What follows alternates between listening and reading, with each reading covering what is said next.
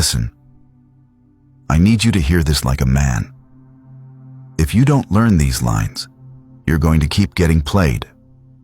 Not loudly, politely. Not with insults, not with drama, with soft words that sound mature, while your time, your money, your attention, and your self-respect get drained slowly. And the worst part? You'll stand there like a fool, believing nonsense, convincing yourself it's love, it's timing, it's stress, it's life, while she quietly changes the deal and you keep paying the full price. Because most men don't lose women, they lose clarity. A woman switches the rules without announcing it, then keeps collecting the benefits. And the man stays there confused, trying harder, texting longer, explaining more, until one day he wakes up and realizes he was never her choice. Just her option, her backup plan, her emotional ATM. Today I'm breaking down 5 lines women say right before they play you. And by the end of this video, you'll know how to move with standards, how to protect your dignity, and how to respond without begging, chasing, or embarrassing yourself. And make sure you watch till the last point, because that one has destroyed more men than cheating. And it always starts the same way. Silence, confusion, then you start acting desperate. Not today. Let's go. 1. I love you, but let's just be friends. That line is sweet on the surface. It sounds soft. It sounds like she's being fair. It sounds like she's saying, you matter to me. But look closely at the deal being offered. Love is not friendship. Love comes with direction, with commitment, with exclusivity, with some kind of us. So when a woman says she loves you, but wants friendship, she's trying to keep your emotional supply without giving you a position. And men fall for it because they hear the word love, and their brain relaxes. They think, okay, she still cares. No, she still benefits. Because the moment you accept that friendship, you become the guy she can call. When she's lonely, when she needs advice, when she's hurt by another man, when she wants attention, when she wants validation. And you'll sit there like a loyal soldier, watching her give romance to someone else. That's the quiet humiliation. You're close enough to do the work, but never close enough to be chosen. And the saddest part? She'll even respect you less for accepting it. Because the man who can't walk away from friendship with feelings is basically saying, even crumbs are enough for me. And once she learns that, she'll feed you crumbs forever. But here's where most men get it wrong. They try to negotiate this line. They argue, they plead, they ask for reasons, they try to prove they're different.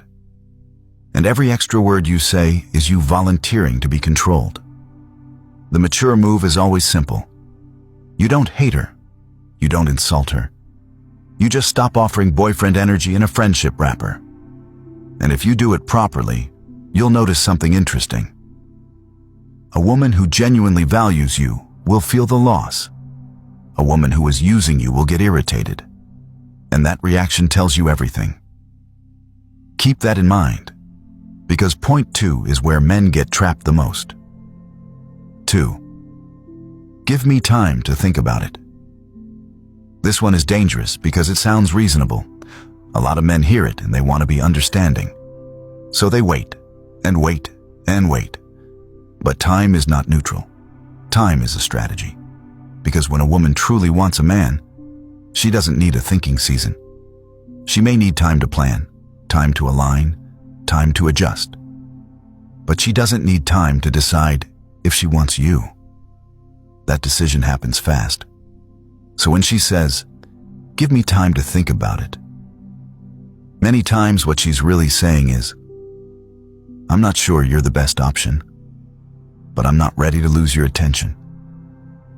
And that's how men get turned into backups. They start living in suspense, They start behaving like a man, waiting for results, checking the phone, replying too fast, trying to stay present in her mind, doing extra to influence her decision, becoming overly available. And she watches all of that. And she learns this man can be paused. And once a woman learns she can pause you, she will keep you in pause mode whenever she wants. Now, here's what smart men do without even talking about it. They don't wait in suspense. They keep moving. They keep their life full. They keep their options open. They stop behaving like one woman's decision is the center of their universe. Because the moment you keep living like a man with direction, two things happen. If she was serious, she'll come back with clarity fast. If she was playing, she'll fade. Because you're no longer easy to hold.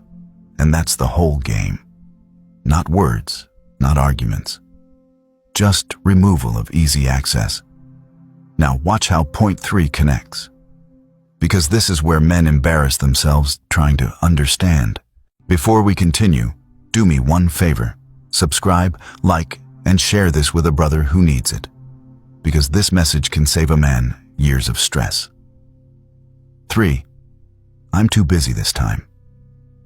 Sometimes this is real. Life is life. Work, family, stress, it happens.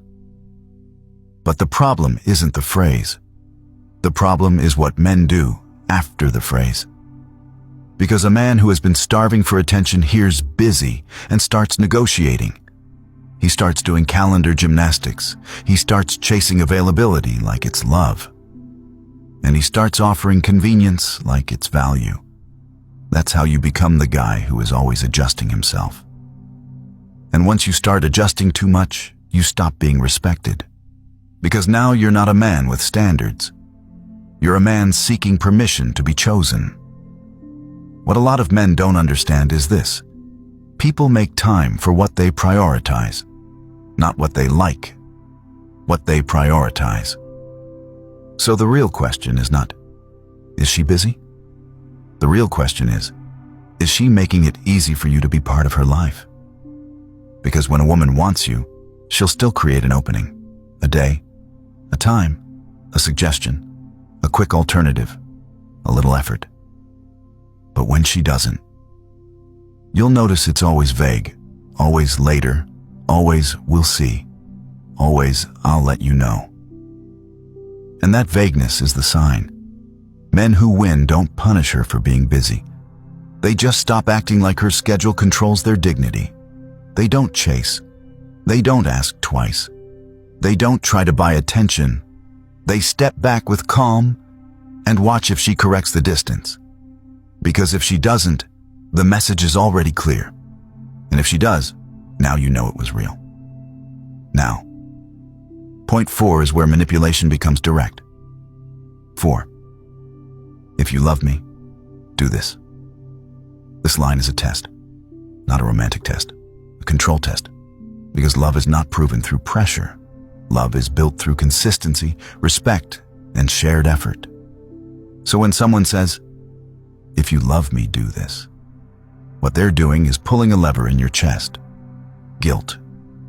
And guilt makes men do stupid things, spending money they shouldn't spend, tolerating disrespect, accepting cheating behavior, abandoning boundaries, apologizing when they're not wrong, sacrificing their peace just to keep access. And the scary part is, once you pass this test once, it doesn't end.